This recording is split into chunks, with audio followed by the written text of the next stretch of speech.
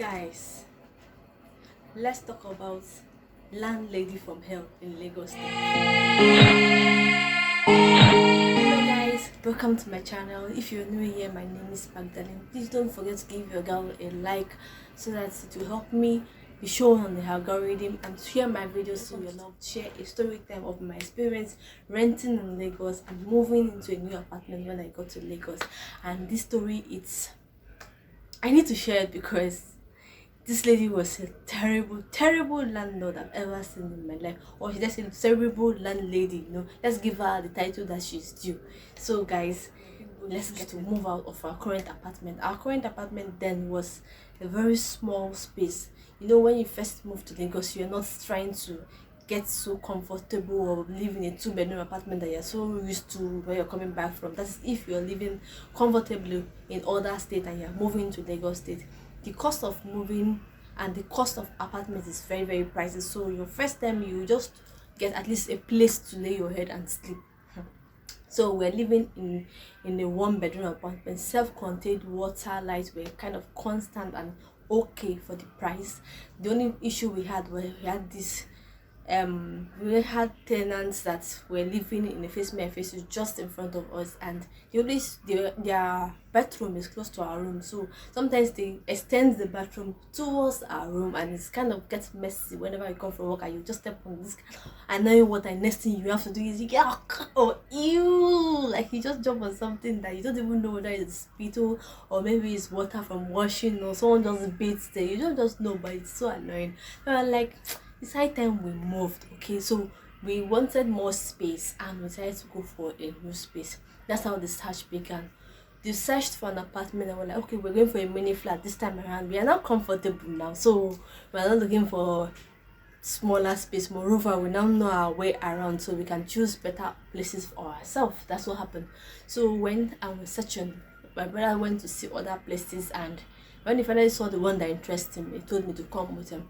So we went to the first apartment and we were like, okay, this place is nice, water running, there's a well beside it. The only problem is the way it is just, the well is just beside the apartment. So whenever people come to fetch water or whenever water pours on the floor, your whole apartment will be cold. The way water seeps into a building and you'll be feeling cold, and if your bed is there, your bed may eventually become wet if the way they made the apartment is of low quality.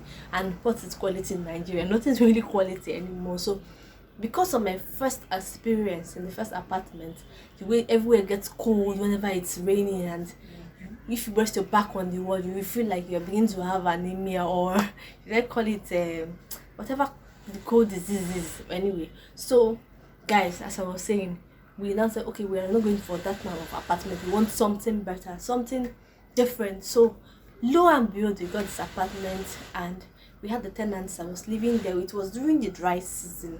You guys should know it's during the dry season when rain is not falling, so we don't even know the state of the apartment. So we're like, wow, this place is beautiful, it's upstairs, you have a vantage point in a way, you have a nice view that you can just see people passing. So that part of the apartment is still a place where I stand and you just stare and see different gist, people selling, buying, people passing, me and my brother talking about people, their body shapes and all. It's weird, guys. So me and my brother were a pair anyway, so it was fun living in the apartment. But let's talk about this landlady from hell that owns the apartment. So we met the tenant there that said if you want to sublet the apartment, just because she has stayed so long and she feels it's time for her to move, and she was like she wants to get the tenant herself so she can sublet and also be able to make the money she used to fix the apartment. So she told us that practically when she moved in, that was a red flag. We never saw anything wrong with that anyway, that she was one that made the sink, made the toilets, the water closet. She's the one that fixed everything, the wiring, everything. I was wondering, she got practically an empty apartment that she had to make us pay for all the fixtures she did, including the kitchen fixtures and all. We had to discount it and everything all ended at 80,000 naira. Well, who am I for a nice view, an apartment with big space, a big sitting space. If I wanted to have a lot of chairs, it would have contained it. Then a bedroom, or like, wow, perfect. It has cupboards too. I was like, wow, this is the best apartment for us. So we eventually got to meet the landlady. First off, they told us that okay, we are not Yoruba, so because of that they wouldn't give us the apartment. So I was like, thankfully I lived amongst the Yoruba, so if she wanted someone to speak Yoruba with her, I am Yoruba now. So we claimed that he is the husband, I am the wife, so they could give us the apartment. So because of me, the Yoruba lady that my brother married, according to our story we gave her, we finally got the apartment. If God is giving you a sign that this thing is not meant for you, instead of you to say, let me just go and do for my own elsewhere, we say no, this one is our own. We are going to do everything. The first sign was the fact that the tenant is the one subletting it. Second sign was that they said they will not give the house to a Yoruba person, and we're like, no, we still want to get it anyhow. We got it. That's how we got this apartment. We moved in. They promised us they're going to get water into the apartment. We didn't wait for them to get the water into the apartment. They promised us January. We waited. December came. January, February, March. We had to reach out to the landlady. She was like, oh, Billy, I didn't promise you guys that I'm going to give you water. It is my children that promised you water. We're like, what is different between you and your children? Your children, are you not one? Are you not living in the same house? Well, I would not say they're living in the same house because most of our kids are all grown, but the children promised us water in the apartment. They're going to put a GP tank and they're going to fix water to get upstairs to us. We had a well in the house, and they actually sell water to tenants in the house. Can you imagine? So when, like, since you're taking the water up, we will not have to be buying for water. So we kept on copying. And when she now gave us that story, I did not promise you for water, it's my children that promised you water. We thought that was the only problem. We're like, well, since there's water in the compound, we can still survive, right? That's what we thought. Until the rain started. The first time rain started, we were not even aware of what was coming. We never knew that the roof was terrible. We're upstairs and the roof was just directly upon us. So not like we're in the middle floor where it's a cemented wall. No, we're upstairs and rain started falling. So the first time we had to start putting buckets inside. At one point in the house, when we put bucket under, we don't even need to fetch water. Water that comes in through the roof of the house. That's what we used to bathe and do other things in the house. Can you imagine that? And my brother was like, what is happening? Why would this house be leaking like this? We thought it was just our own apartment. Then lo and below, the other woman downstairs, the middle floor, came and was telling us that when we want to sleep, we should make sure that we close our window very well, that when water comes in, it's seeping into our room. We're like, not my fault, or something like that. That's how we reached out to our landlady. Landlady, it has happened. Rain is falling in our house. What do we do?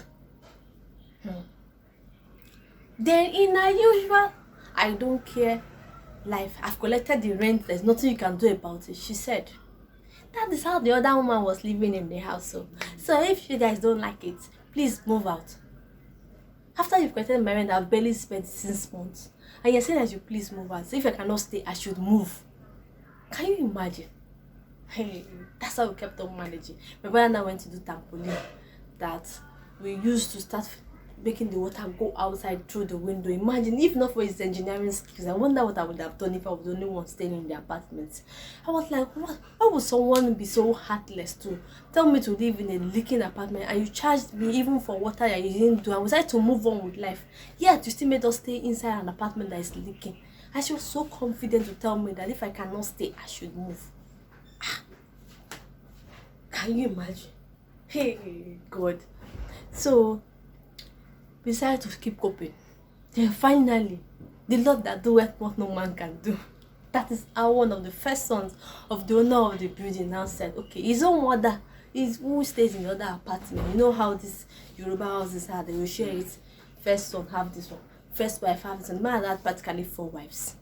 And one of the wives was our own landlady, one room, and she went to live in a comfortable apartment, leased her own house, which is practically useless to anybody who wants it, and kept on increasing the price of the rent. Anyway, so as one of the first wife's son, who lives wherever he lives, I don't know, that one now said, okay, he wanted to fix the roof of the apartment. That's how we got to have a good roof in our house.